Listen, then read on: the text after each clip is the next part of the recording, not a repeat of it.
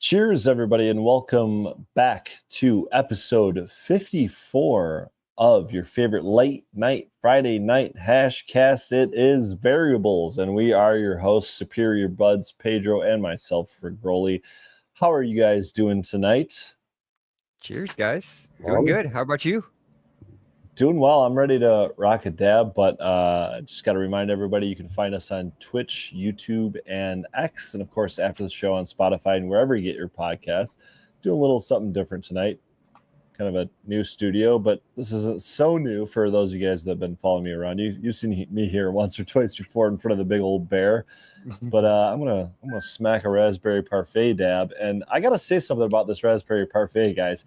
I've noticed recently, and I don't think it's just this batch or whatever, because I've only grown it a couple times, so maybe I just don't know. But this is one of those like delayed dabs or delayed highs. I don't know if you guys have experienced this creeper? consistently. Oh, yeah, man. Dude, it hasn't been around. I had one in the Terp Wars or the judging process that was sitting around. I'm like, what this is. But of course, I smoked the entire gram through, and by the end of the gram, I was like, holy fuck, dude. Yeah, I keep taking dabs of this, and I'm like, all right, that tastes great, like cool. I don't really feel super stoned or anything, right? Like the effects aren't immediate, and then all of a sudden, like half hour, 45 minutes later, I'm like on my ass, like can't open my eyes, like what is happening? One dab too many. Creeper, yeah. That's just one dab. That's what I'm saying. Oh no! Oh no! I need to charge this. I'll be right back. That sucks, dude. Oh, I got that. Sorry, we got plenty of chargers around here.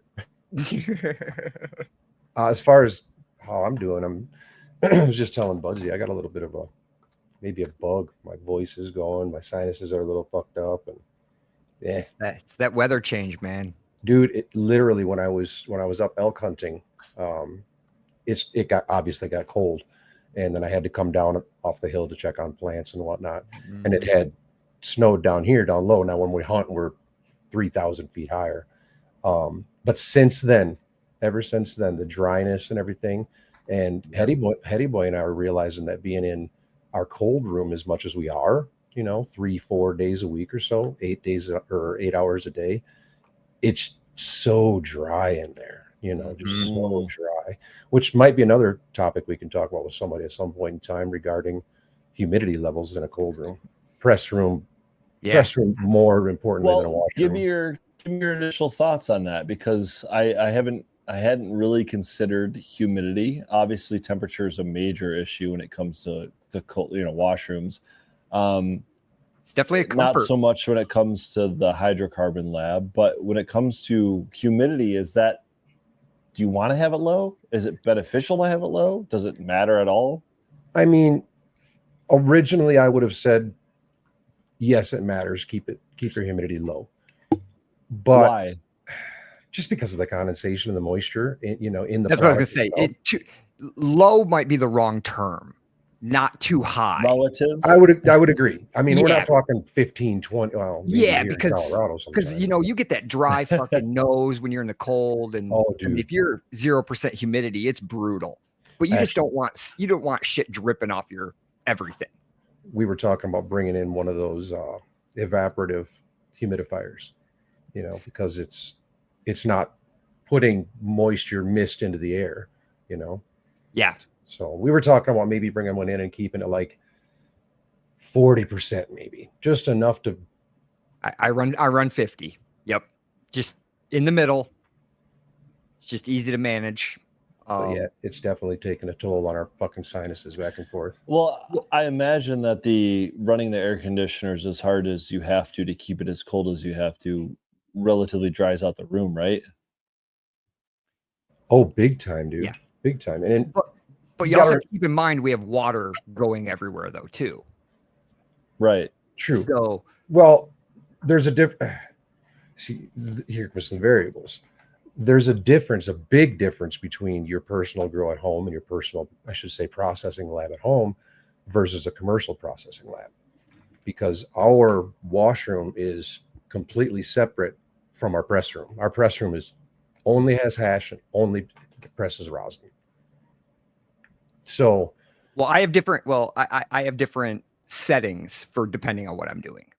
So I try to keep, because you're right. That makes sense. Humidity does matter when you're pressing. That's where you can really. I would prefer much drier when I'm pressing. But at the same time, you got to watch, because you've ever walked around your house when it's too dry. Static. It's something, yeah. And I'm stainless tables everywhere. I've gotten zapped by shit. And you're wearing fleece half the time underneath, to stay warm. I've zapped myself a number of times. It's funny that you bring that up, man, because when it comes to the hydrocarbon lab, those are considerations that most people don't even think about, and you absolutely have to think about while you're operating in that type of environment. And if you can bring the humidity up, you probably should, just for that reason alone. And it affects the type of clothes you wear affects that, right? So just basic cotton, like something that's not going to be driving a bunch of static is probably going to be your best bet. And yeah, I mean, this is one of the many shirts I wear while I process.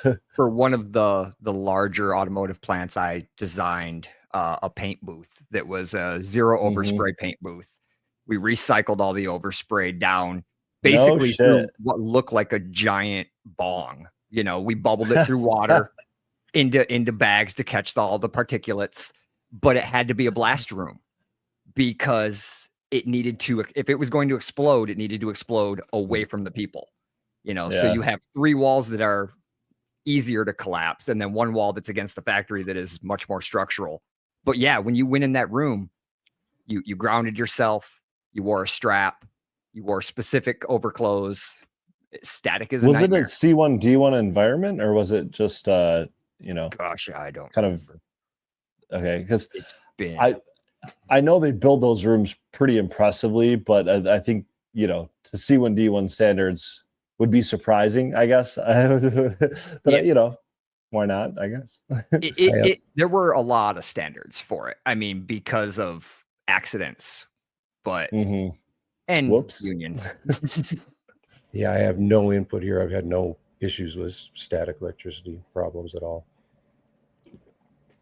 But back to the humidity real quick. The washroom, like you said, I don't think it matters one little bit, but it's the press room where you don't want it too high. And too high, there's a lot of variables there. It's kind of the same thing, though. And too high, again, it depends on what temperature you press at, because what's your dew point depends on your temperature and your humidity. And that's what you're looking for. What you don't want is that condensation. We work with a lot of metal. You have some cold metal. Holy shit, are we looking at Pops here? Yeah. Hey, hello, sir. How are you? Say hi to the old man. How are you? I'm doing very well. I was just I looked at the little 360 of your room there. I'm a little jealous. Yeah, it took a long time to get it this way. Oh, believe me, I know. You've done a good job. Definitely some years there. Yeah, Thank we've you. been in the UP 8 years and we don't have one. So well, great to meet you. Great to have you on the show for a second, even if it's just for a couple of minutes here. Your son's awesome. Your son's awesome. We all love him. Yeah, I love him too. Great guy. He definitely is done in the industry. I'm gonna take this off him. I don't know what he's saying. I can't hear it. I can't hear what you guys are saying. I can only hear what he says. I was trying to talk shit, but why am I not surprised? Now I have to pull it back. Cheers. But yeah, it's really just about the trying to keep condensation down. That's it. You see it a lot in the freeze dryer groups where people will be running their freeze dryers and they're wondering why their doors are covered in condensation. And it's 100% because their room is too humid, or the dew point, more correctly, is off. So explain to us what that is. The dew point is the point at which the air and the air temperature and the moisture level create water out of nothing, essentially. It's where the water that's in the air will condensate. Yeah. Which means what, though? Condensate means it falls out, right? It falls out into like a liquid form. It goes from that kind of vaporish. It's still And that's where, I mean, probably a liquid form, but at that point, a lot of times that's where you have, like, if you have a temperature differential, like we do with the freeze dryer, where you're running negative whatever you can, and then in your room, you're running 60, 70 degrees, you get right against the door, it pulls all that moisture and it just hits that cold and condensates and runs right down. People end up running towels in front of their freeze dryers because they don't know any better. But so how does that work with house windows? Does that mean like there's like a gap, or what do they call it, a draft or something like that, if you start seeing condensation on your windows in the wintertime here in Michigan? Either you have single pane windows or or you have a draft. Yeah. I have triple pane. So well, I didn't even know that was a thing. Yes. Triple pane. Is that like a windshield? Yeah. Is that like a windshield for a car? It's triple pane. Got to. I was over here that was torching. Yes, single pane. My windows do that as well. I can't even keep it fucking 40% in my house because my windows are condensed. And with the freeze dryers, they make an insulated pillow that you can put in. It actually used to come with it, and it doesn't anymore. Oh shit! Yeah, they stopped selling it, and I bet now you Harvest Rights make some. There's a lady on Becky's freeze dryer group or something. She makes custom ones. But Harvest Rights, forget how they worded it. It was they stated it was unnecessary, that it didn't need to be there. But I have noticed a big difference in the condensation when I use it versus not. So, funny little quick story with Harvest Right regarding hash and whatnot. Now you got to remember, I bought my freeze dryer quite a few years ago and had some issues with software, which is why I still run the original version of the software that I have. It's like 3.0.16, like it's old, but it works. And so I had a problem with it, and I don't exactly remember if they like asked what I was using it for or whatever, but they found out and they didn't want to help me anymore. So they're close enough to me. They're in Utah. I told them I'd see them in a couple hours, and I put my freeze dryer in the back seat of my car, and I drove to their office. That's amazing. But yeah, I think they're a little more open to hash makers now, but they were not happy that their machines were being used in the cannabis industry. That's for damn sure. Which is hilarious because that's got to be their biggest customer. Absolutely.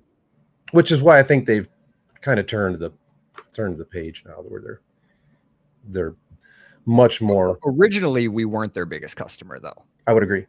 That's COVID and preppers really drove their sales, and that was their. When COVID hit and everyone decided that they were going to move to the woods and be a prepper, freeze dryers were flying off the shelves. And now, like, you can get them used dirt fucking cheap. But I agree that now I would bet that hash makers are, I've seen, you see some labs, they're like 40 freeze dryers, Boy, we should get into this conversation too regarding freeze dryers and the variables in which you can set them up to. Let's do it because let's assume I know nothing about them. Well, other than the fact that they fail all the time. I think I want to have Brian with Pele on here when we have that conversation, because he's actually creating a device and he can just give us a little more information. Yeah, people are starting to create devices to monitor their product much more closely. Yeah, there's 2 of them out there now. I think we're starting to find. It's no loss when you have the ice that smells, that has terpenes in it out of the freeze dryer. We're having terpene loss. So I believe that over freeze drying our product is a problem. That makes sense. I was in a lab, a C1D1 lab, I think 2 days ago in Lansing, Michigan, that had a pretty sizable closed loop system, several diamond miners, multi-room setup, and double stack oven, pretty solid oilless pump, and a cold trap for capturing those terps out of the vacuum oven. But none of that equipment had been turned on in the last year, so it doesn't really matter, does it? There is absolutely, I think Low Temp put a video out there, but there's absolutely the potential to retrieve the terpenes that are lost and reclaim. And yeah, reclaim, that's the better word, and reintroduce. Yeah, and that's the thing. It's not, here's my thing. It's like, it's one thing to introduce botanical derived terpenes, something that's not even cannabis derived terpenes, but something that's not derived from the plant that you're extracting. It's outside the box, right? And I'm looking to create the best box of this one strain I can at a time, right? And if I have to introduce something that's not part of that box into that box to make it great, well, then that box isn't great in the first place. But if it takes an additional step on my processing side to make that the best box possible, right, I'm going to do that. And if that means reclaiming or retrieving or saving or whatever you want to call it, some of those terpenes that would have been otherwise lost in the process, I am 100% all for it. Even if it's like a 1% difference, I think it's worth it. Yeah, and then the conversation becomes, what are we going to use those reclaimed terpenes for? Well, right. I would assume that they'd just be reintroduced back into the product that they were lost from, right? You know, but then again, say again? Competitions. Sorry, I'm not trying to stick my foot in my mouth over here, but reintroducing terpenes to obviously get a higher terpene content and a much wetter product for a competition is a thing. Well, but yeah, for sure. But that's not adding something from, that's you doing your due diligence, doing the best that you possibly can as an extractor, collecting the essence of that plant as it was on the day of harvest, or where, you know, at whatever point you harvested it and were ready to process it. I don't think there's anything wrong with doing that. And in fact, you're just taking that next step of reclaiming the same terps that you would have otherwise lost and that your competitors probably did lose. And you know what? If that means you win that award because no one else did that, then guess what? You probably deserve that award.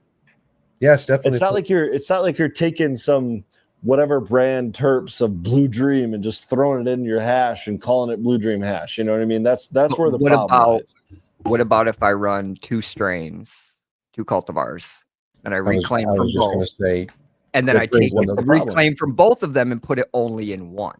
Or put the honeybee in the ChemD or something like that. It's still cannabis-derived terpenes, but it's not from the cut that I harvested. Now I've added additional terpenes from a different batch. And I'm not opposed to that either, as long as you label it as such, like I do with, let's call it Clem and Lime, right? I don't do that with a terpene specifically, but if I'm mix and matching 2 strains in my closed loop system to create a new flavor, I'm going to label it as such. One more level then. All right. I run 2 batches of the same cultivar. I reclaim terps from both. I take the reclaim and put it all into 1 batches of hash. Now you've got to call it supercharged Clementine. Right. You know what I mean? Like, is there, like, I think that's kind of what Pedro was getting at with the competition side of, like, at what point it's when you throw the ratio off. It's simple, man. It's when you start introducing more than that was originally there, or you start introducing other than that which was originally there. If it was originally there and you're just going the extra step of collecting it, retrieving it, reclaiming it, whatever, and ensuring that gets in the final product, you are taking steps that no one else likely is. Right. That doesn't mean you're doing things wrong.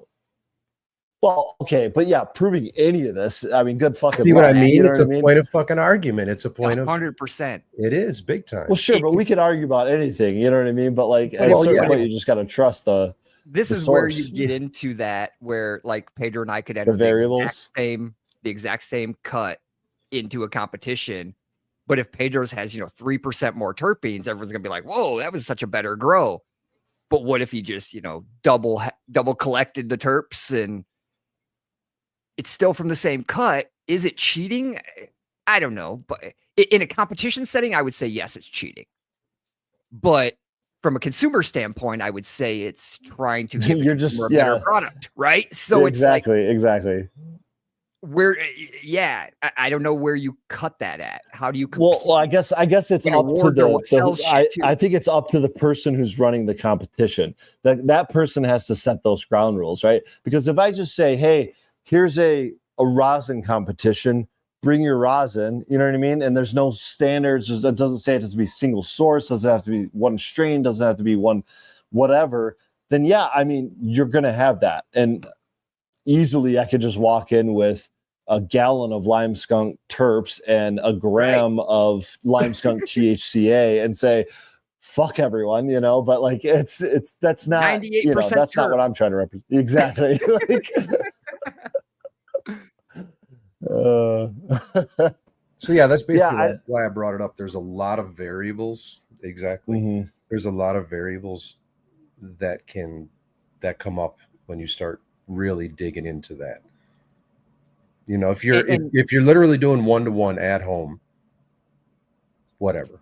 Beautiful. You know, when we're talking about this too, reintroduction of, and I'm gonna butcher the fucking word, and anthocyanins. The purples. Anthocyanins. Thank you. I was trying to pluralize it, so that was even making it worse. Anthocyanins. Yeah. I don't know if I add an ES or an apostrophe. I don't know what the fuck I do here. But like the reintroduction of that to have purple derived rosin, and now everyone's like, whoa, you have purple rosin. But did you really have purple rosin? You painted it with the purple from the plant, but it wasn't purple, right? So it's all single source. It's all coming from the same plant. You're just taking that extra step and doing something else. Yeah. This is where I think, at least on the consumer side or the producer side, being honest, you know, clear that this is what we have done. Not necessarily down to the fucking, but we've mixed these two together and we've added, I don't know if they necessarily need to go back to added terpenes or not, but I definitely think clarity is it's labeling and packaging, right? We're so bad at that in the United States about like labeling things accurately and you know, based on their sources, and it's just we're just not really like up to par with that. So I don't know. I think maybe we should be the ones setting the standard here and just putting out the, you know. So I'll take this one further here. We had a discussion on X this past week about the labels on things, right? I posted that a couple of weeks ago. Single source, yeah. Organic versus sun grown, and you know, hand trimmed. You've got all these labels people are putting on it, and to me, those labels don't mean as much as what Vergroli's talking about being clear on, which is mixes and additives, and what did I do that caused the result to be different from what you would get direct out of the plant, right? Is there something special done to this? I think that's more important to me than at that point in time. You almost need a fucking insert, you know, that explains everything that you, I guess, want to pass on. I mean, we talked about it a long time ago on the show. Leafly tried to do their, I don't even know what you call it, like basically a periodic table type of system, right? So they gave every strain had its own little element, and it had some numbers around it and color coding, and it meant certain things. They were trying. Something like that would be interesting if we could, but trying to get everyone to fucking agree, right? That's gonna. Then the question, well, if we had a federal standardized body, it might be different. Yeah, I suppose so. But then it comes down to how much is too much. Right, because you don't want to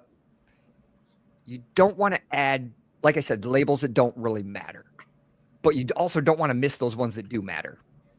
And most likely, making that a standard or a requirement is going to up the cost of production. And that's the other thing. On the commercial side, you have to be cautious to walk that line. You can't put more burden on them where it's like, oh, now it costs me an extra X number of man hours. Oh, we want to talk about adding burdens, do we? Okay. I'll go ahead and share this screen then. Let's go ahead and pop over to my buddy Neil, Michigan cannabis lawyer, and we've got some updates here from some proposed rule sets from the CRA here in Michigan. So he's going to break it down for us. I don't know. Hopefully you guys can read this. If not, I'm going to read through it real quickly, as quickly as I can. It's several posts here, but all right, draft rules decoded. Stay informed, stay ahead. CRA just dropped a game-changing set of proposed rules from compliance overhauls to stricter tracking systems. These updates should reshape the industry. Again, we're talking about Michigan here. Let's dive into the highlights and what they mean for businesses. Our 420.1.2 AA, I'm not going to read all those, but change definition of temporary event so that a license is only required if marijuana will be sold. License will not be required if marijuana is only consumed. CLL takeaway, you can host and charge for BYOB style cannabis events or even share samples without a license. Let's spark up a conversation. How will this reshape Michigan cannabis culture? Let's just go ahead and stop right there. So in Michigan, we've had very, very few actual licensed temporary events, and they come and go. You know, it's a temporary license, so it's kind of just for the day of or weekend of or whatever. This is essentially saying that moving forward, they will only be requiring those licenses if cannabis is actually being sold. So, I mean, sounds like a good move, right? Yeah, I kind of honestly, it does, and I think what they're trying to do is make it more of a viable situation, license, scenario. And there's, it's on the regulatory economic side of things with actually like coordinating licenses and who's selling what and who's buying what. It's been a fucking mess. So this is kind of an interesting thing. This might actually allow some people, even in the legacy side of things, to maybe host some sort of events that, cannabis isn't sold at. So I think that's a good thing. I don't know, any takeaways for you guys before we move on? I know you already kind of chimed in here, Superior, but yeah, I'm pretty lost on what you were just. Yeah. If you're not like in tune with this style, yeah. All right, so let's move on. So I just know that the more regulations that you put on, and not that they're not needed, but the more regulations that you put on the products on the production side, on the growing side, is always going to increase costs. I do tend to agree, but I agree, but I do think that one is one of those ones that actually reduces the regulations surrounding something removing license, which is rare. Exactly. That's not going to be the case for most of these. Government usually doesn't give shit back. No, man. I always, okay, I'm going to share this story now that we're talking about it because I learned 15, 20 years ago or whatever about how regulatory bodies worked. And I, at one time in my life, was an NCAA athlete. And at that time, there used to be posters all over our, athletic facilities about vitamin water and how vitamin water was sponsoring the NCAA and it's delicious and blah, blah, blah, right? At the same time, vitamin water was sponsoring the NCAA and we were getting thrown these ads in our face day in and day out. Vitamin water was banned by the NCAA because of taurine and ginseng and caffeine and all these things you weren't supposed to be taking as an athlete, right? So it's like one of those things, like there's just catch-22s constantly in this regulatory bullshit. So let's move on. Growers and processors to document in the statewide monitoring system, aka METRC, the location of product at each level of location available to the license. So CLL takeaway, track every leaf, every mylar.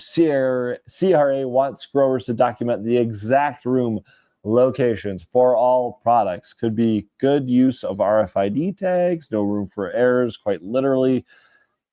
This one is definitely added regulation. I mean, this is, we're talking going from like just tracking batches as they go from harvest to process to sale or whatever, to literally where they are at in the room and which room they go to from that. Well, might be a little too far.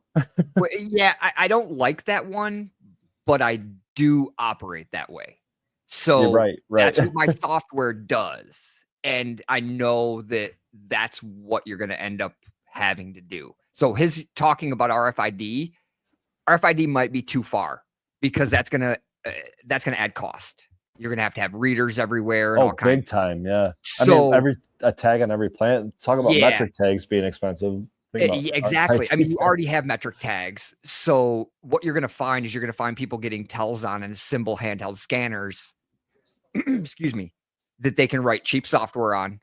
And you can go up and you can scan each tag. You're going to scan a room when you walk in, and you're going to walk down the aisle and scan every plant, and it's going to verify, that type of shit. It sucks. That's a rough one because you need tech to handle at scale. I know where when I get 900 grams of hash, whatever that day I have to press, I know what building that came from, and I know what room and what bed. I don't know the location in said bed, but I know what bed it came from, which is valuable information. It is. And it is. And that's metric tracking as it is now. But this is talking about now you'll know where it was yesterday, the day before, the 3 days ago in the afternoon, and then the morning before that. It's like moving. It's almost, every time it moves, plant's moving. It has to be tracked. Well, throughout the facility, it will be, yeah. Why would it be moving? Because you have grow rooms, you have dry rooms, you have processing rooms, you have trim rooms, you have storage rooms, you have all that needs to be tracked every single time.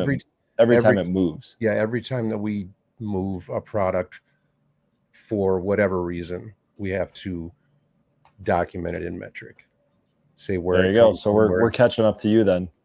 And who carried it? I have to, when I receive it, I have to sign it, the whole 9 yards. Mm-hmm. So for Growly, I treated this like I treat my warehouse management system.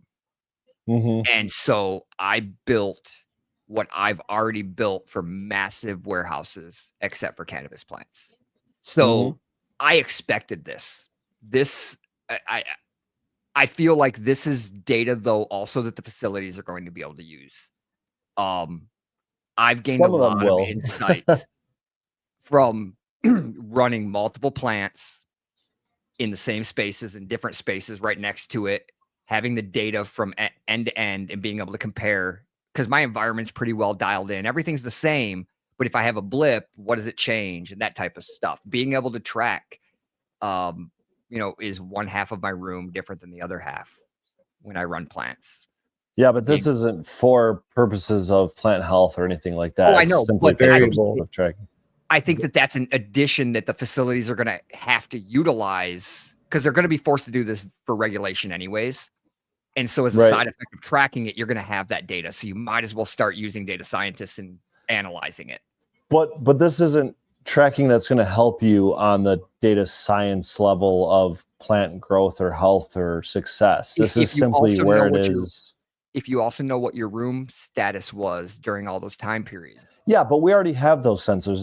Those are already integrated at the plant level. And this is something totally different from that. It has nothing to do with the plant health life cycle or anything like that. It's simply the location of the product in the building. Again, I could see how there's data that will be useful from that and how most grows, if not all grows, should utilize that. I think actually very few, if any, will utilize where it is in the building to treat their plant health symptoms. Do you think? I think you're going to see that more often than you're expecting. There's a software solution. I don't, because I think it would already be in play. There is already a software solution out there. Right. And there's very few people using something like that. Right. But if you're already having to track the data, why wouldn't you utilize the benefits of the software? Because most people aren't as smart as you, Superior Buds. Most people don't give a shit about the data. Most people just want to fucking grow a plant and harvest it and sell it. As business grows and you optimize and you have to keep that ROI up, they are going to start hiring, which is where we're at people right now. They are going to hire people like me to analyze the data to do these things. Yeah. Before I forget it, does the value of this information change when the type of grow changes, i.e., organic versus another style? 100%. It changes if you're the same style in a different building. That's why the data is important, knowing, because every room acts different. Everything has its own quirks, right?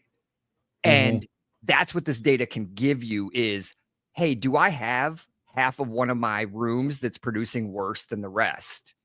And you have to have that end-to-end data, and you have to have plant data, because you have to know what cultivar it was. You can't just, there's a lot of, you have to be able to mix all the data. So it's environmental data, it's the plant data, it's knowing how your room's laid out, knowing what each room's growing, what the lights are like, every little detail. Right. But I think the people that are doing that already, and this will have no effect on that. It will just force people that aren't doing that to have extra data. It's whether 100%. Or not they actually utilize it. I'm not which saying is probably more labor, more time, more money. Exactly. And going back to the original point, this is one of those things that will for sure increase costs, especially 100%. if they include RFID tagging. But time out. Even go ahead. If you use the information properly, and you actually could be a benefit. So right. Is it really, So that's what I was trying to getting at. It is. No, I know, but this is what I'm getting at. It will be less ROI across the board because most people aren't going to take advantage of it. And even if they do, it's going to take someone that's probably a high paid salary to actually go in and analyze that data. Now, maybe, I'm just throwing this out there, Superior, maybe you need to start a consulting company. Maybe it's time to get in on that end of things. My software's in use. There you go. I mean, license it up. Let's go. it doesn't just power my grow. There's a reason I write code for a living. There you go. All right, so let's move on. What else? This next one is there's a bunch, man. We only went through one page out of like 6 or 7. Require processors to document in the statewide monitoring system, aka METRC, the amount of raw product used in the extraction/distillation process. I don't know how it's not already, and the amount of product created after the extraction/distillation process is complete, and require a new package tag for intermediary products, additions, and form changes. So the CLL takeaways. New draft rules could create bottlenecks for manufacturers. More detailed documentation, including tracking form changes and batch creation. This move fights the entry of illicit products into the market and boosts accountability. Should help get some of those 200% returns on distillate under control. Is this the future or of better transparency or a challenge for the industry? I mean, I'll let you guys talk first on this one because I feel pretty strongly. First and foremost, this is what I do every fucking day.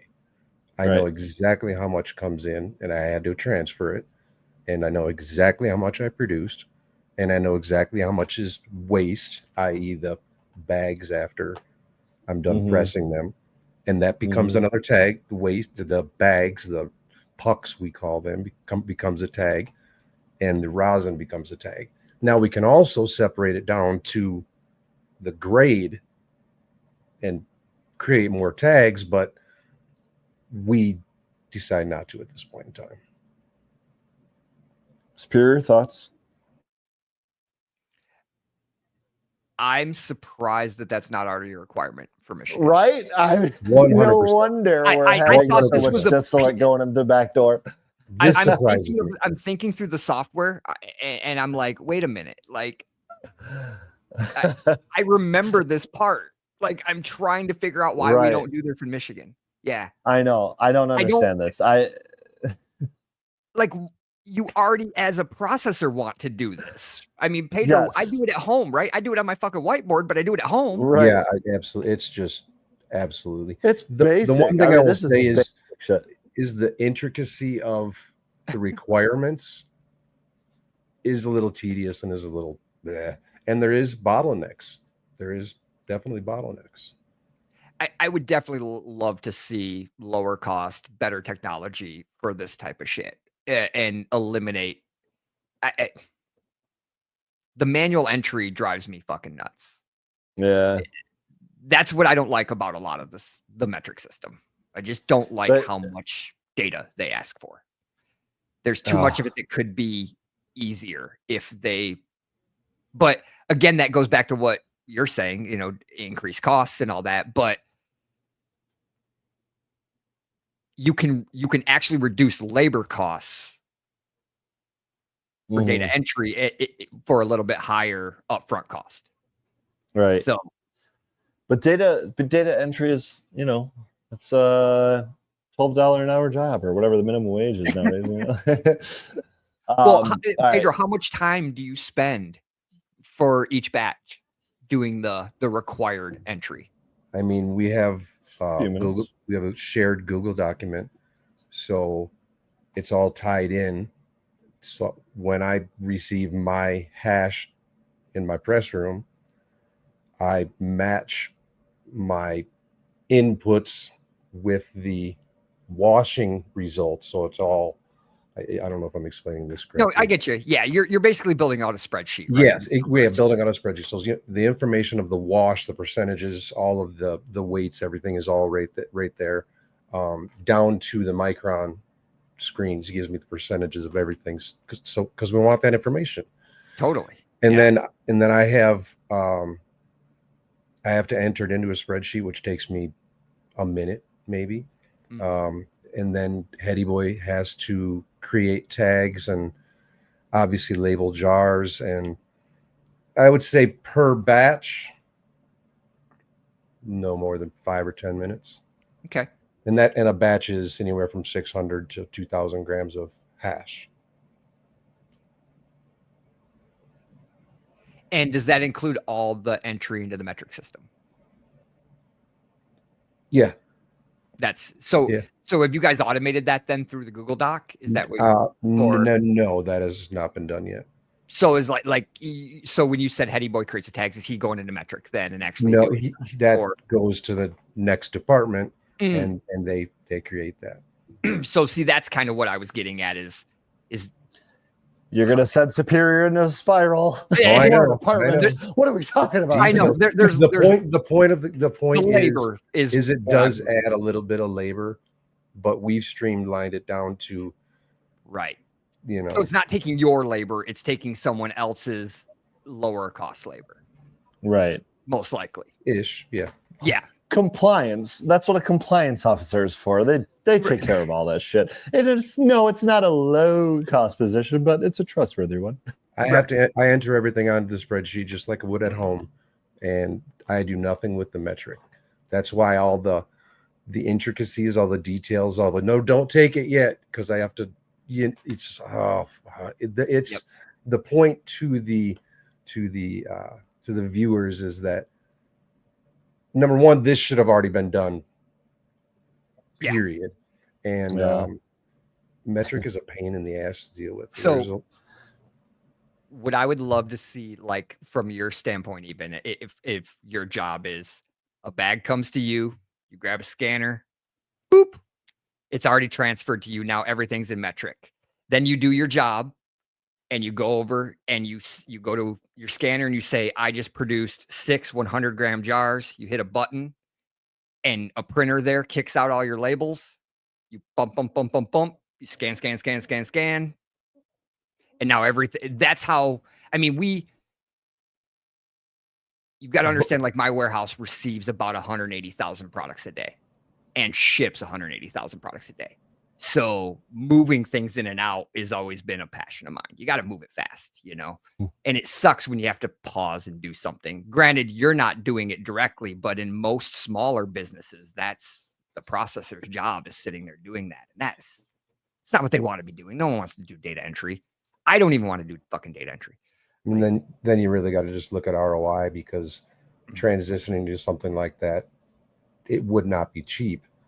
And for me as a processor, what they're paying me takes me 2 minutes, 3 minutes. Well, what I'm saying is, right? If you're pushing out 600 grams a day, that's a lot different than 180,000 products a day, you know? Well, what I'm also talking about though is the entry cost for something like that. That scanner and the printer is less than $1,000, and you're done. And now you've eliminated a position that has to do all the work of metric. If metric was configured correctly, that's why I think this is a metric software problem. I think they have 100%. built a data entry platform. They did not build like I would have built a WMS.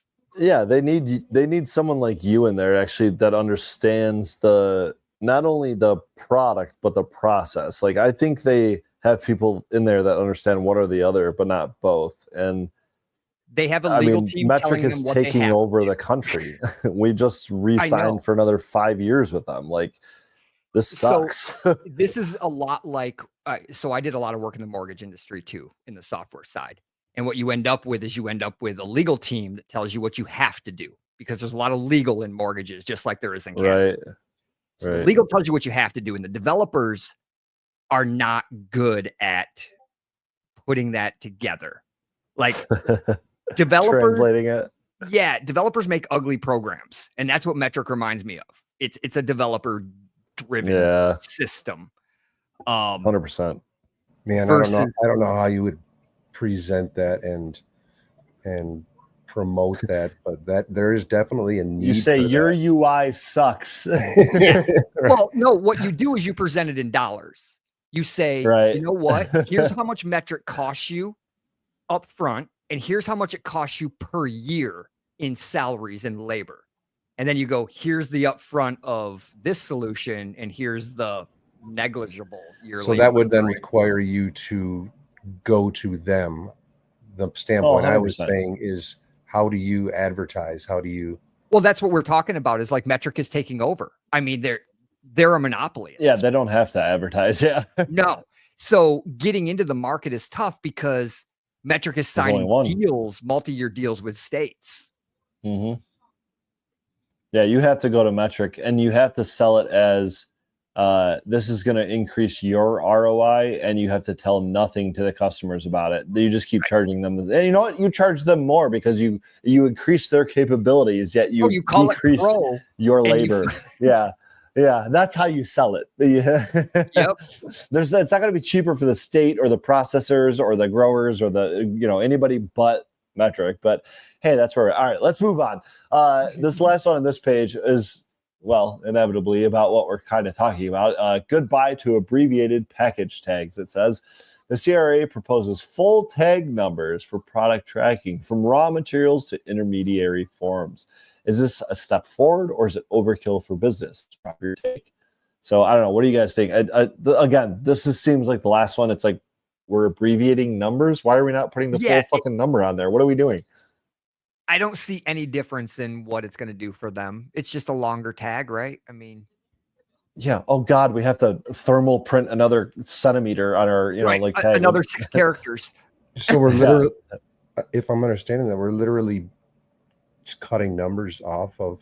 Yeah, that's weird. Yeah, right now we're. I don't think that's the actual reason, but maybe that's what they're saying. I don't know. It seems fucking ridiculous. Yeah, and they're not that long. It's like, how many digits far do you want to go down pi? It's 3.14, whatever, right? Like, it doesn't matter if we get to 19 or 23. It's all the same shit.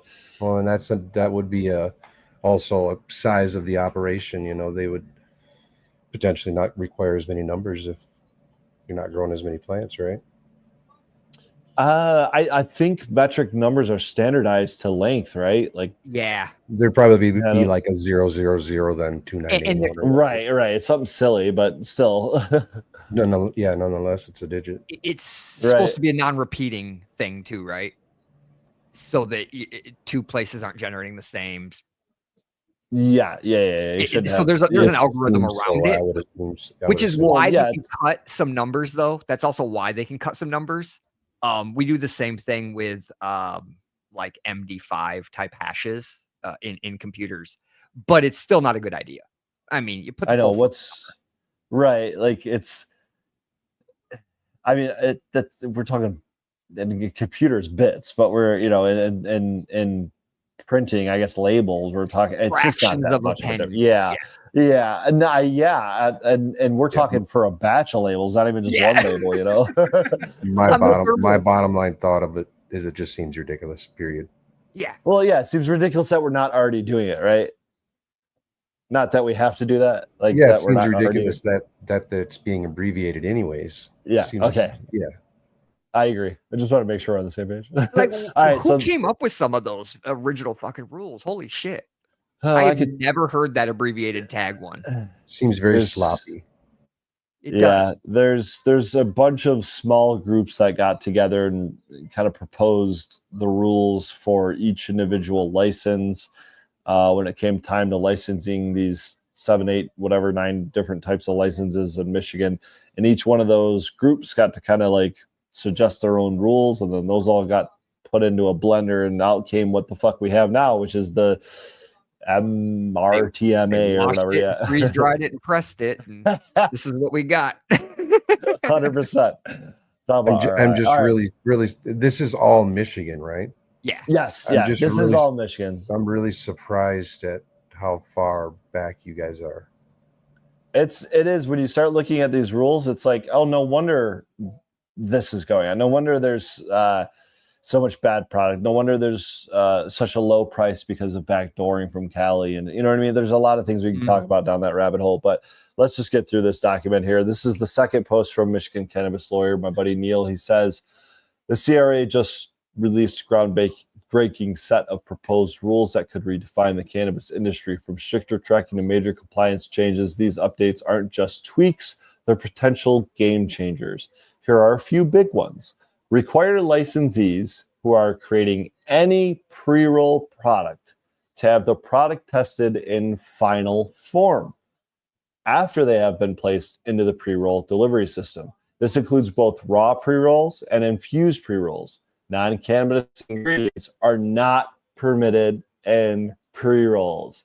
I love this shit. Yeah. So CLL take. No more fake terps in cannabis products, bitches. Those short, artificially flavored pre-rolls, which I want to get to another infographic so bad that I'm just going to go ahead and try to share it. Where'd my mouse go? Oh, no. All right, there it is. I'm going to go ahead and share this tab real quick. Just kidding. I lost it. All right, we'll come back to that. Yeah, so no more Jeters. I'll just say that. Consumers gain transparency into what they're purchasing. Final products like infused donuts will now be tested as a whole, not just individual components. What do you think about this move towards stricter testing? Guys, is this another one of those we're really not doing this already type situations? Or is this a, well, yeah, no, I want my fake terps, like, fuck off. Come on, neither of us are going to say we like fake terps. First and foremost, working on this goddamn laptop is trying to zoom in and read this, and with the way I'm a little high. That capsule I took before the show. No, that's okay, but adding fake terps is just ridiculous. I don't even understand exactly what the question is there. But so not you're familiar with Jeters, right? Well, not that term, no. Brand. All right, Jeters is one of the biggest pre-roll brands in the United States. Obviously, I think they're one of the biggest, if not the biggest, in California. They're definitely the biggest in Michigan. And they have this little tiny, I mean, they got all sorts of pre-rolls, but a lot of them are infused, a lot of them are flavored, a lot of them are just remediated product, I would assume, with some extra razzle-dazzle spit on top, right? None of that is going to be able to happen here in Michigan if this passes, because we won't be allowing any additives according to this. So you won't be able to infuse it. You won't be able to infuse a joint. Not with botanical terpenes. Okay. Now, here's the caveat. It looks like it says non-cannabis ingredients are not permitted in pre-rolls. So if you're deriving terpenes from cannabis, I guess you could still use them and still fake it out, right? It's just going to cost you more, I assume now.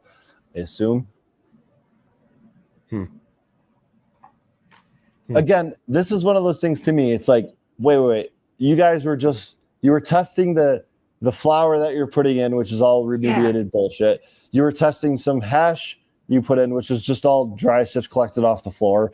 And then you're not, I know you weren't testing these botanical terpenes that you were buying from some other source, probably from not even the same country that the cannabis is grown in. And you're taking all three of these ingredients and throwing it into one thing and calling it a final product without testing it. It's like, what are we doing? We were testing the meat before they made the hot dog.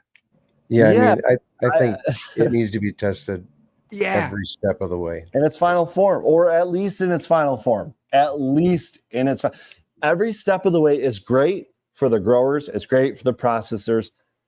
It's really not all that great for the consumer. It's just data for them, I guess. Really what they need to know is what's in the final form, right? Because you could lose things along the way. And again, like that data is not necessarily helpful for them. It's helpful for us. But I could see the fact that we aren't testing it in its final form, what is happening? I'm kind of with Pedro where it's like every time you transform the product. So you test flour, and then if you wash it or you blast it, you test that. And then if you mix flour and that together, you test that, right? Like anytime. I agree, but that's only helpful for us as growers and processors. It's not really helpful for the consumer. They need to know what the final product is. 100%. Yeah, that's what. Yeah, but it also prevents you from failing from mold once you've already added your freaking rosin to it. Right. Which is why they started requiring that in Michigan. Was it last year? Maybe 2 years ago, something like that. Because they were like, no, like let's stop the fucking cause of the issue before we get to the issue. It's so weird. Yeah, I can't believe we weren't testing the final though. Like that's.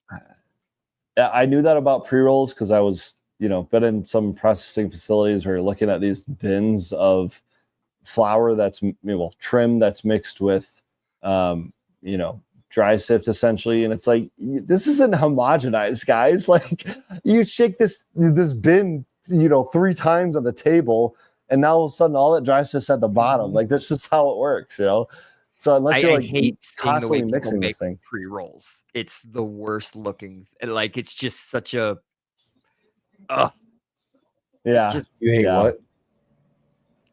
Seeing a pre-roll station. Oh, I don't even want to talk about it. They're just fucking. I've never seen a pre-roll station that looks good. Yeah, I would probably have to agree there. Some that were no, you're right. All right, let's move on. I will just agree and no comment. Right. Yeah, there you go. That's where I'm at with it too. Tag and track new plant tag rules R422.055. Draft update. Growers will now be required to physically attach plant tags to cannabis plants once they reach 8 inches tall. These tags must stay in place during the curing and drying phases. This helps prevent illicit products from entering the regulated market, strengthens product tracking in the statewide system. So again, this is just instead of leaning a tag up against the plant, I guess, at a certain point, you have to actually secure it on the plant, and then you have to have it there until it's all the way done through curing and drying. It's always funny when you see the small plants, they got the giant loop on the tag because that plant's going to be a fucking monster. Exactly. Yep. Yeah.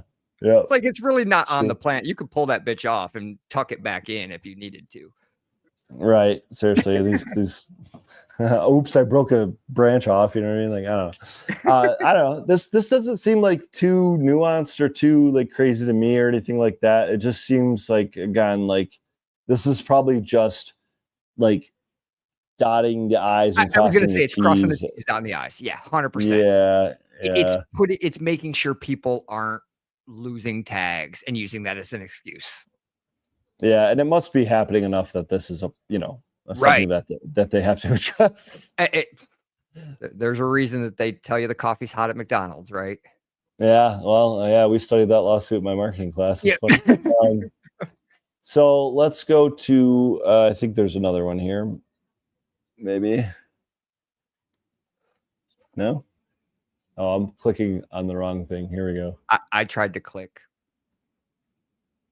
Oh, no, hold on. Go back. That's also the wrong thing.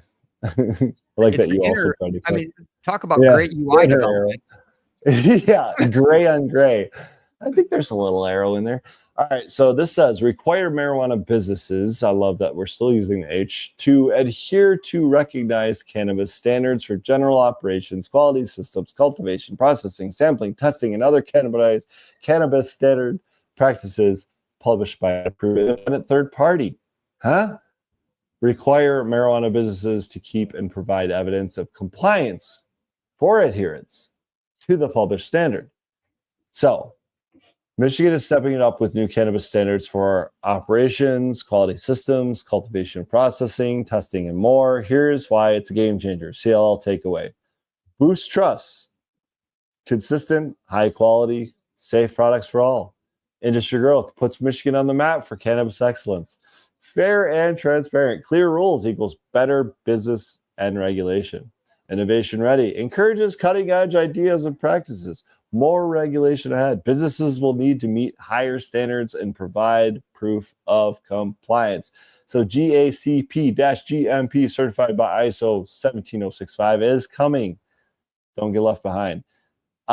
This is a lot to take in, and I feel like Superior is probably qualified to talk about this. Will you give us your take, sir? From a business standpoint, I like it. I mean, it's more regulations, never my favorite thing, but putting in high quality standards does help bring it raises everybody's quality. I'm still reading through here again. I know, I'm still at the top. Yeah. What does expand on how that helps? What does quote unquote, and maybe I'm just too high, but what does quote unquote evidence of compliance mean? Break that down. So that's where I stopped. So it's a lot like in any business, when you have to prove compliance, you usually have to go to a third-party service that will come in and vet your SOPs and sign off. As an example of this, if you take credit cards on the internet, you have to become PCI compliant. To do this, you have to pay a third-party company to vet you. I just did this. I don't want to give anybody access to my SOPs.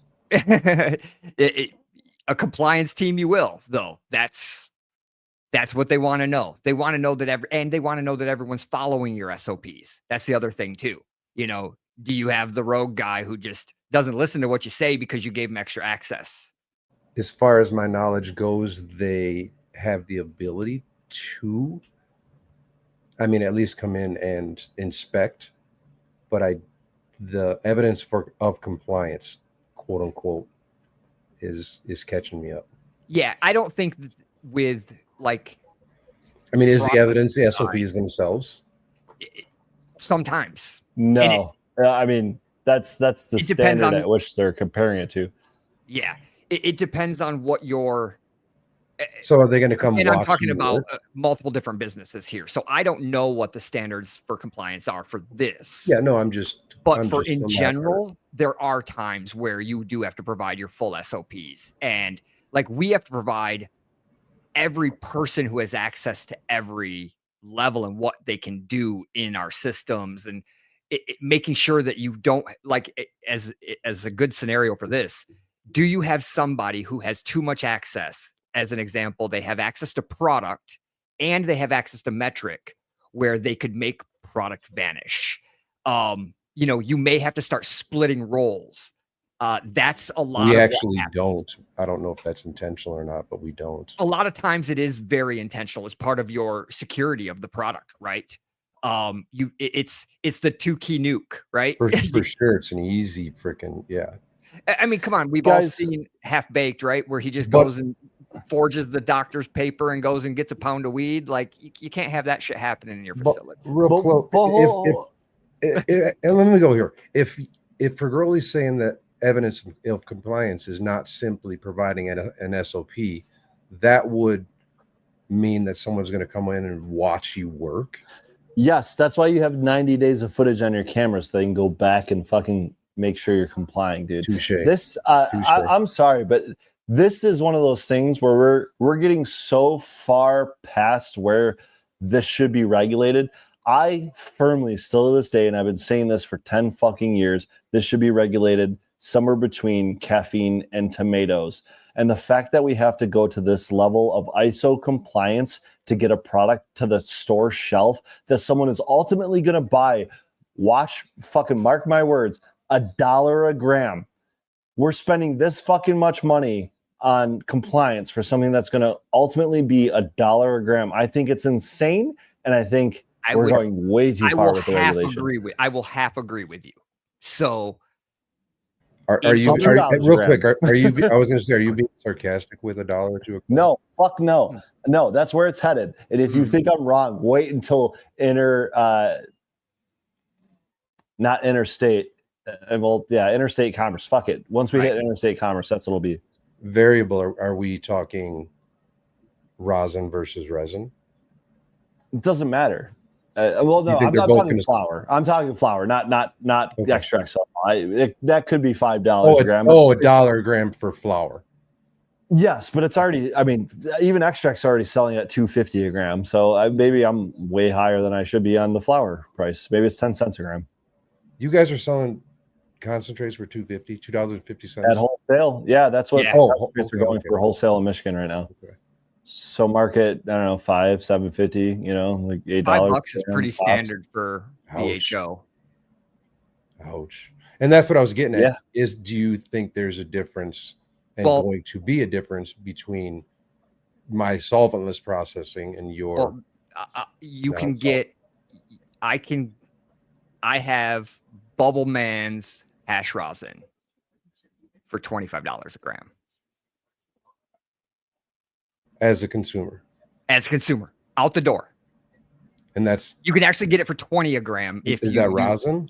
That is his cold cured live rosin. Wow. With his name on it. Here we are. In Michigan? In Michigan. That's fresh drop. $73.99 an ounce. Fresh drop too, Pedro. That is brand new drop. Damn. That's where we're at, bro. We are not there. We have we might be behind regulatory wise, and I think that's why we're ahead. I hate to say ahead like that, but ahead of where you guys are economically, because I think that's where ultimately you guys will be headed, just like everyone will. There's this price. It seems like our regulations, I don't know if we've hit the floor yet. Yeah, but it's an ever-changing thing, right? Do you think that has any effect on the overall or at the final price for the consumer? The regulations? 100%. That's pretty much what drives most of this. So do you think that it's not quality, it's not packaging, it's improving your regulations, your prices will then go up? No, not unless you regulate the supply out of the market. Mm-hmm. And right now in Michigan, we've hit our max supply in the market. It's a buyer's market. And that's why we're not allowing any more excess growers. And we're only allowing Class C grow licenses, which I don't know how long that's going to last, because I think the state will get sued. But you can't just stop allowing people to grow. I mean, that was the whole fucking point, So federal legalization. Well, that's where it will head eventually, but again, that's not going to help. That's your only savior. The business side of how though? The savior from what? If you're able to sell to different states, it will raise the prices. But now you're competing with Colombia at that point. Yeah, it'll be a short-term bump until supply in the other states can ramp up their own production. Yeah, I do agree with you. You will have exports will be more valuable than selling in state initially. But how long does that bump last? I don't know. Not very long. No more than 2 years. Harvest. Some states that are illegal, the prices are ridiculous.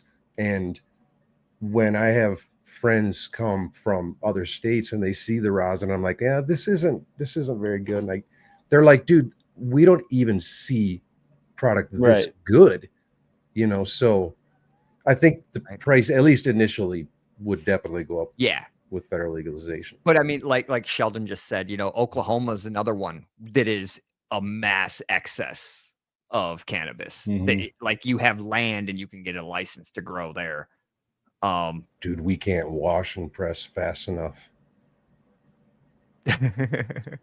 We're exactly red. We're waiting for product to come back, flour to come back from testing, so we can wash it. Just harvested, we are on the grower's ass.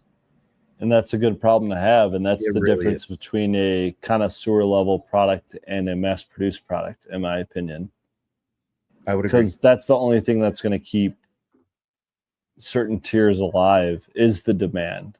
and the demand is going to come from people that know what the fuck they're looking for, not someone that just wants to get high or just someone wants to try, weed or whatever, or has access to it, and is willing to pay that $5 a gram. It's going to come from someone that knows what the fuck they're looking for, wants that, that. Again, I hate to fucking compare this to alcohol, but like the top shelf, whatever it is, like I was just going to say, this is going to create connoisseurs. Yeah, you're going to have the craft market just like you have the Anheuser-Busch market, right? But it's going to be a very small sliver. Yeah, very thin. Yeah, and then you've definitely got to find a niche. Yeah, and if you don't, even if get that's the fuck market, out, even if you know that's what I mean, because it's not going to work out. Yeah, even if that niche or is packaging, it could be it could be something as this cool packaging or cool novelty product, novelty thing that launches you right and gives you that success that happens all the time. We got something cool coming at Eden. Just wait. Oh yeah. Oh, I can't wait. I don't want to wait. I wish I could. I wish I could. I wish I could.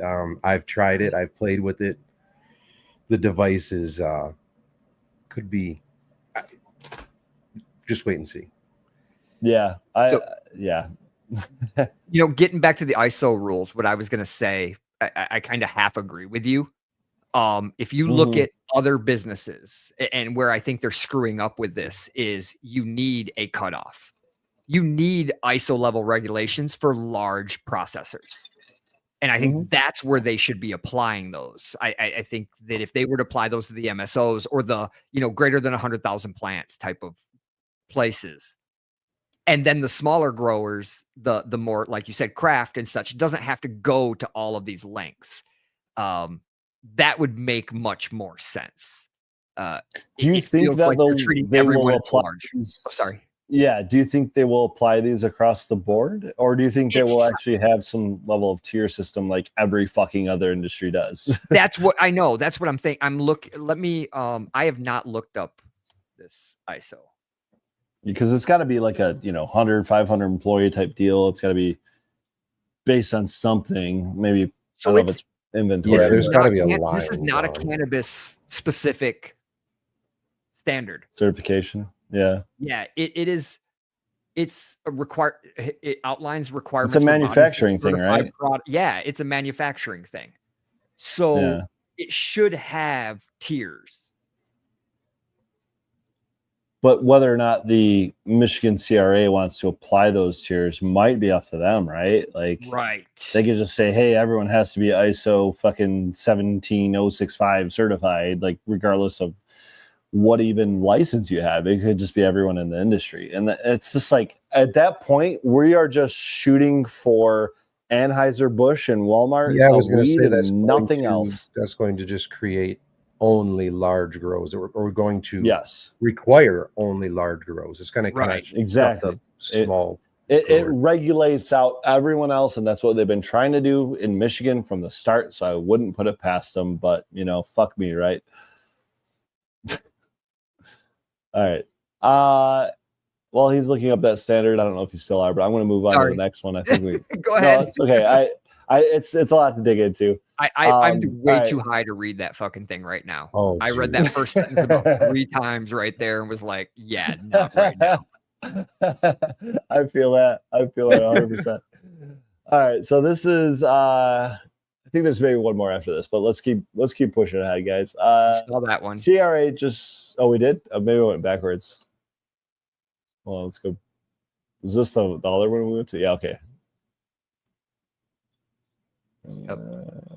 All right, there we go. So harvest where you grow. Draft rule alert. The CRA is clarifying that all harvest batches must be dried and trimmed at the same location where they were cultivated. So I think this is maybe getting rid of some of those trim crews or something like that. But CLL takeaway prevents illicit products from entering the regulated market. Obviously, I would assume that would be part of it, but strengthens supply chain integrity, of course. A step toward transparency in Michigan cannabis. Rethinking marijuana waste. Oh, wait, that's a whole nother rule. So let's back up. That's it. Clarifying that all harvest batches must be dried and trimmed at the same location.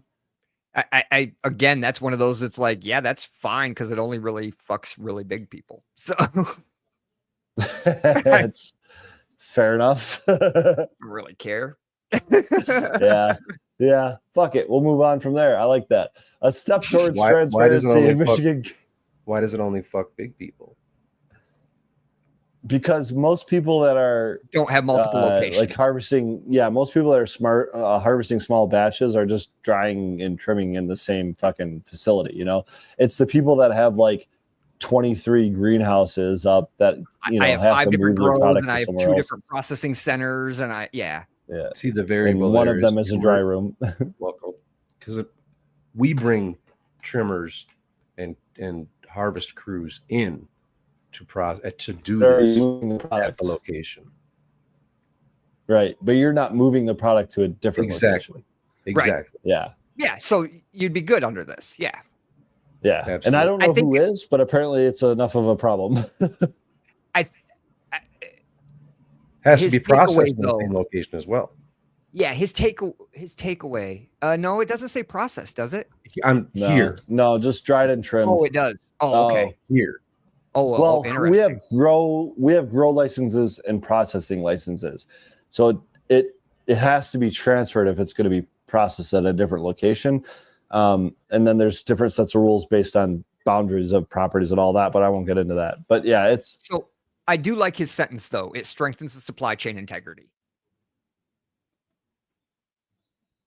I assume that's the point of this. I don't know how much of an effect it will have on it, but yeah, right. Like, it's got to be an MSL thing, right? It's got to be one of those things where product is appearing and then they're using some excuse, some loophole in the system that someone found a fucking loophole and they're closing a loop. Is what it sounds like. These fucking lawyers, I'll tell you. Mm-hmm. All I think of is what it takes to transport a large harvest, which we have. Think semi trucks. I mean, basically, and refrigerated semi trucks. And it just seems kind of ridiculous. I guess we're lucky to have a good sized facility in order to do that. Drying is a little tough. Proper dry rooms. Drying is a little tough. Yes, the flour is a little tough, but we also have to, like I said before, transfer everything. Has to be in the same. We're a little. Here's another variable. One facility, one grow, is across the street from. We're the same company, but we've got a big grow on one side of the street and a smaller grow on the other side of the street. And of course, they all get transferred over to the washroom. So we do walk them across the street, And in Michigan, if those properties aren't touching, you would have to create a transfer, and you'd have to hire a transport company. Someone to drive it. Yep. We're literally right across the street because those property lines aren't touching. But I'm sure you could get a variance for that, honestly. I think there's a little bit of a loophole that we're walking or up behind. And that's what I'm thinking. I won't tell anyone. Yeah. Well, that's what I was saying. I think that there's some sort of loophole in Michigan's law right now that someone's exploiting. And then they're like, it must be why this is here, right? Like it just seems some of these seem silly, but this seems like who the fuck is this is for even, And honestly, I don't get into that metric and requirement. So we very well may have a separate license across the street. The transfer process, I'm not even involved in that, so I don't even know if they I assume we use a box truck, but I mean, it's literally 100 yards. This is fucking zip line that shit over, bro. Like, why not? But I mean, it's a lot. It's a walk-in freezer or two worth of product. All right, well, zip line the freezer over. What the fuck are we doing, Pedro? God, dude, you don't know how many times I've tried. Get behind a charger like Fast and Furious. I tried to get the owner to get us another couple freezers, and man, trying to get anything is just. Of course, you got to prove ROI. Right. Yeah, when the business is established, they don't want to listen to anybody else at that point. But all right, let's keep this thing moving. CRA is proposing to eliminate the requirement to render marijuana waste unusable before disposal. So CLL take away simplifies waste management for licensees, aligns Michigan with other states that have dropped this unnecessary regulation. It creates potential hazard that licensees will trash products that will make it out to the public as samples.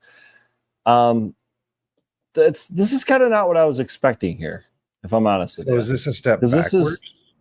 That's what it feels like to me in terms of compared to everything else. We are right now required anything that is end of the road waste has to be rendered unusable. Mixed with soil, mixed with garbage, mixed with ethanol. Stupid, just ridiculous. Or acetone. It's just ridiculous. Some of it's actually even transported to the dump, but in different locations. Anyways, this seems like a step backwards. And I don't know. And I don't know.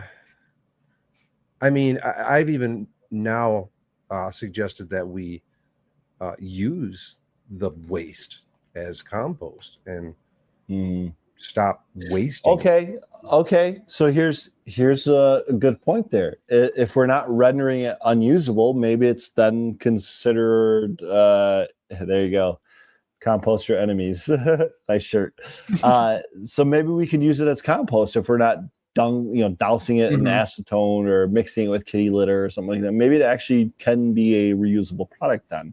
And the minute I proposed that to the owner, he's like, well, then we have to buy a skid steer and we have to have area that we have to hire people to do that. And so the labor involved. The next thing you know, it's way more expensive than you thought. We're back to ROI. Yep.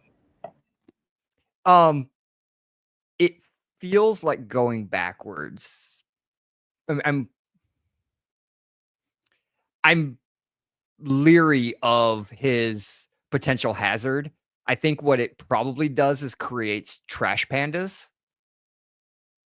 You're just going to have a lot more break-ins and fence cuttings and people going through dumpsters.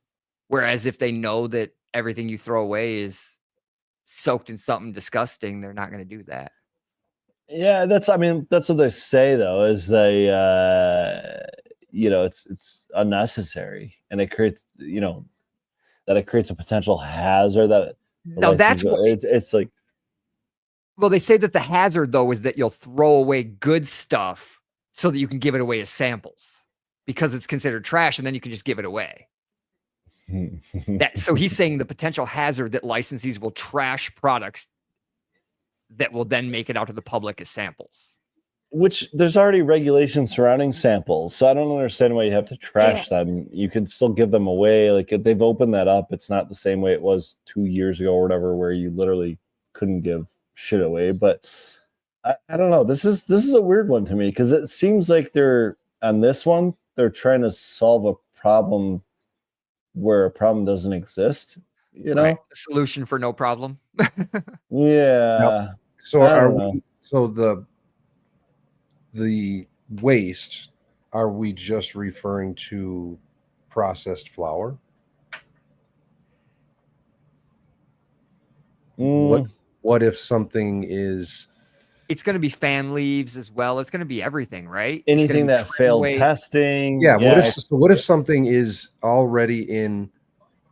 Just a scenario, already in their vape pens, and something happens to the vape pens, whether failed it's testing.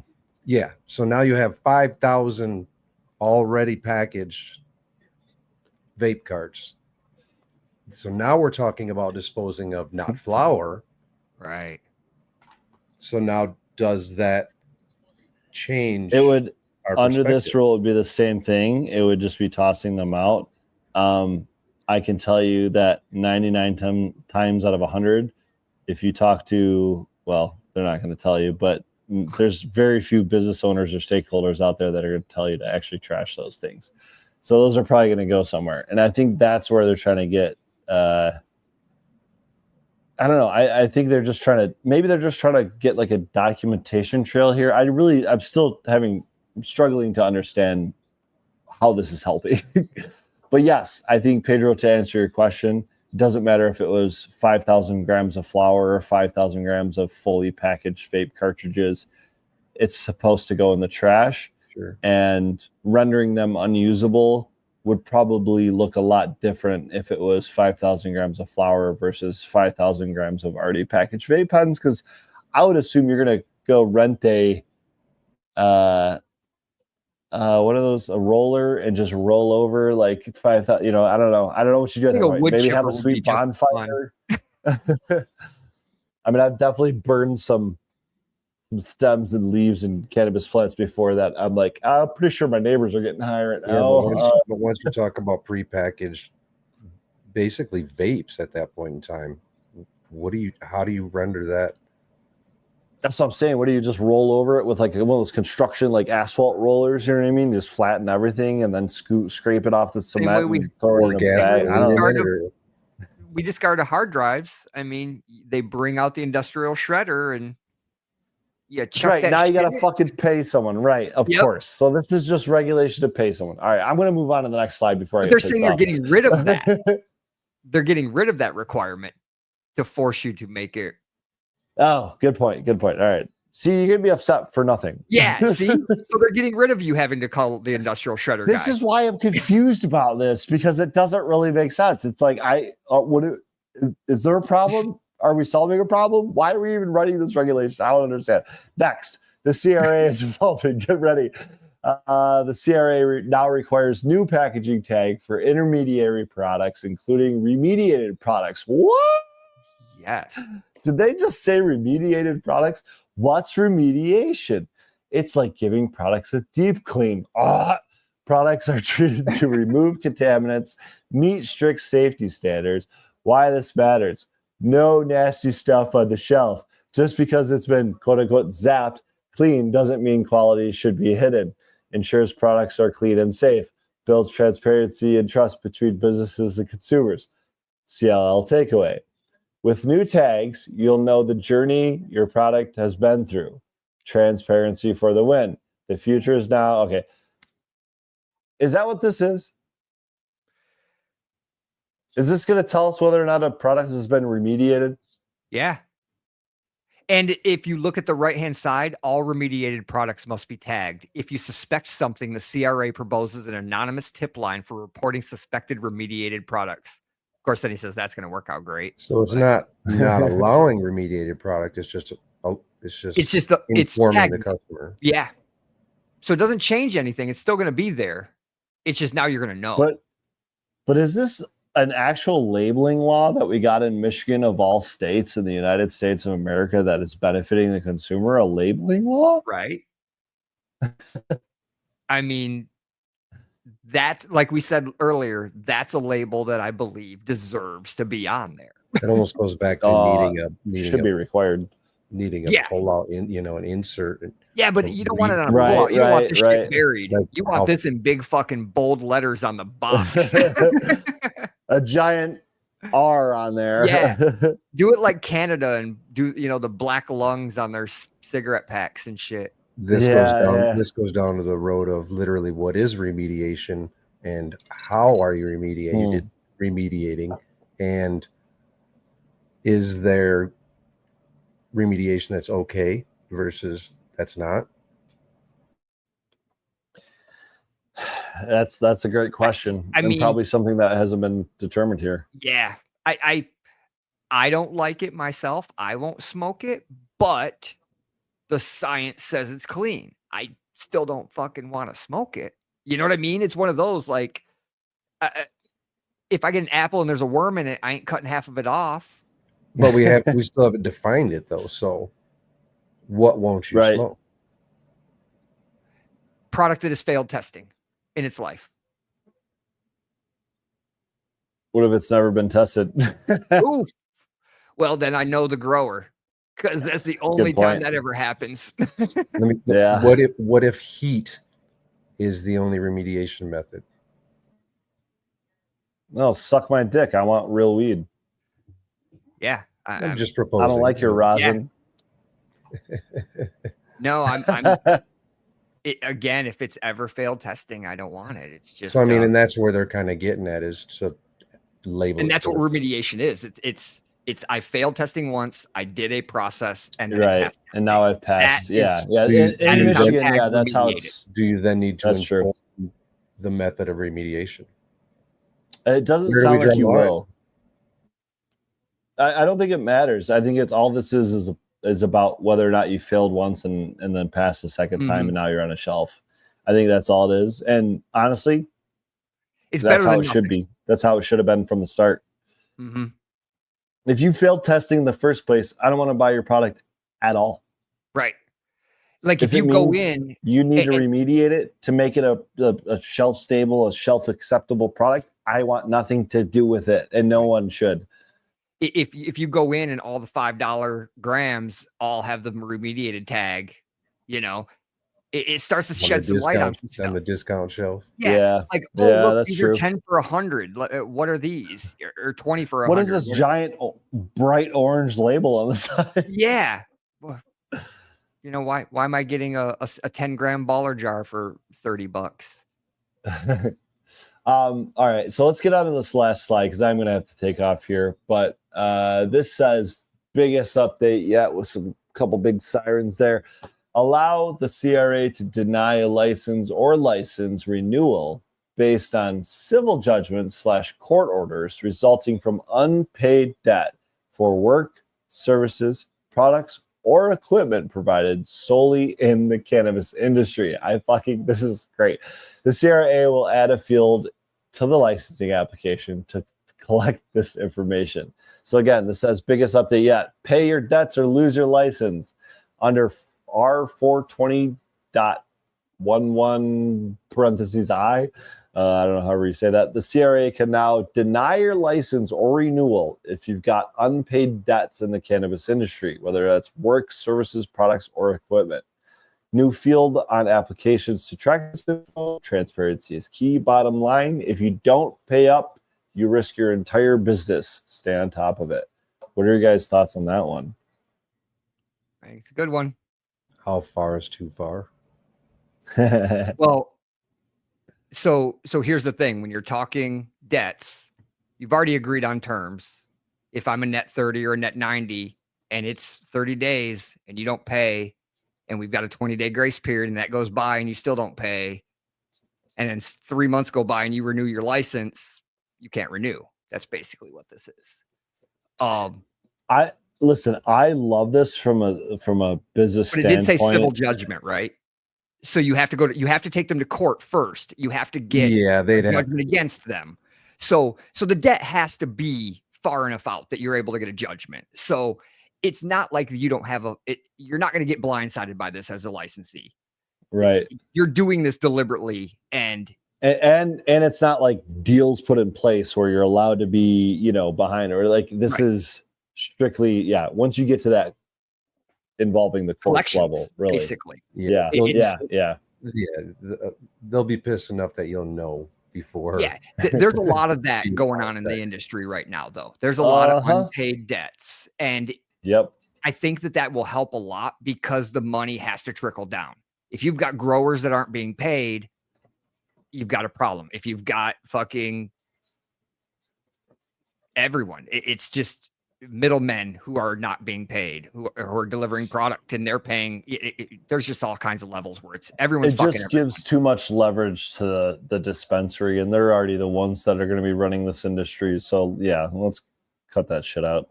The biggest debt here in Colorado is dispensaries actually paying for the product. Mm-hmm. It's ridiculous. And this should stop that here, or at least I hope so.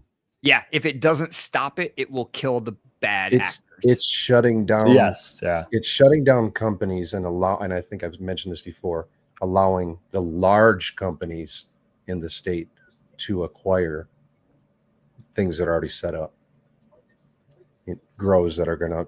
Yeah, but at the same time, it's also preventing a small company from getting screwed by a large company not paying them. No, this is good. Yeah, I'm saying the it can go both ways.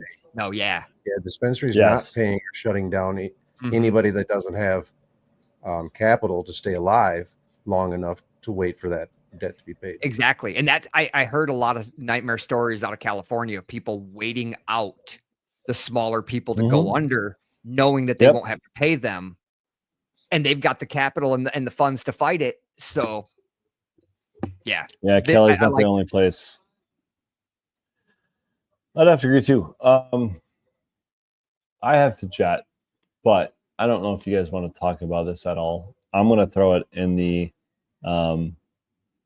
chat to everyone on all channels, and you guys can go ahead and feel free to discuss this. This is a article from Politico with Brian Hanna, the executive director of the Michigan CRA, or Cannabis Regulatory Agency. And it talks about how Michigan created a $10 billion weed market. Superior Buds, I'll leave this to you to share. Guys, I love you all. Have a great night. And I will see you guys next week. Take care, man. Yep, have a good weekend. Don't forget to hit the end stream button when you guys are done. See you, dude. I can't click on the link over here. I have it, but my monitor is too big. Hold on one sec. And I'm about full of ads. I'm about ready to check out over here if you don't want to get into it. I'm getting pretty beat myself here. When he mentioned it, I knew nothing of it, and it didn't sound like I had much input. But I will show off the fun little new toy here. Oh, that's right. Real quick. So the new controller AI Plus from AC Infinity. They're starting to arrive on people's doorsteps. They're fun little AI controllers. They're actually a lot larger than any of the other controllers. I'm going to have them send me one for sure.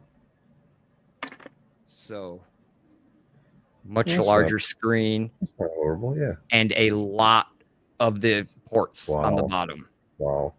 So everything that they're releasing now will have the UIS ecosystem. That'll be a fun And then toy. the antenna is actually, that's what's your lung room sensor. So you put this in your lung room, and then you have another sensor that goes into your tent. So using any of the AC Infinity tents, they got the nice mount on the outside. Yeah, more information. Yep. More information. And it's pretty cool because, like you said, your house is different, is kind of like your lung room. That's where you're pulling from. But what's nice about this sensor is it can go, well, should I turn on the humidifier, or is it more humid outside? And can I use that air? Or is it too hot outside right now and I can't use that humid air? I have to wait till it cools down at night. Then I can use, it can make all those decisions for you. And that's pretty cool. Yeah, I think that's where the big benefit for smaller grows is going to come from, because it's going to help balance your environment too. Yeah, the balance, the moving humidifiers and dehumidifiers, and where you put it, where the fans are, like everything about it. Now, this controller can control your oscillating fans, and they just released the 10-inch oscillating for tents as well. Or 10 crazy. Yeah. So, and those ones have metal gears in them now. They should last a lot longer. Very cool. No, their new stuff's getting pretty cool. It'll be fun. Looks like everybody in chat's about ready to be done too. So let's call it a night. And take care, everybody. Hopefully see you next week, right? Yeah, I think next week we should have a guest back on again, and back to oops, I almost dropped this right on the floor. Back to our regular scheduled program. See you, everybody. Have a good night. Take care, everyone. Have a great night.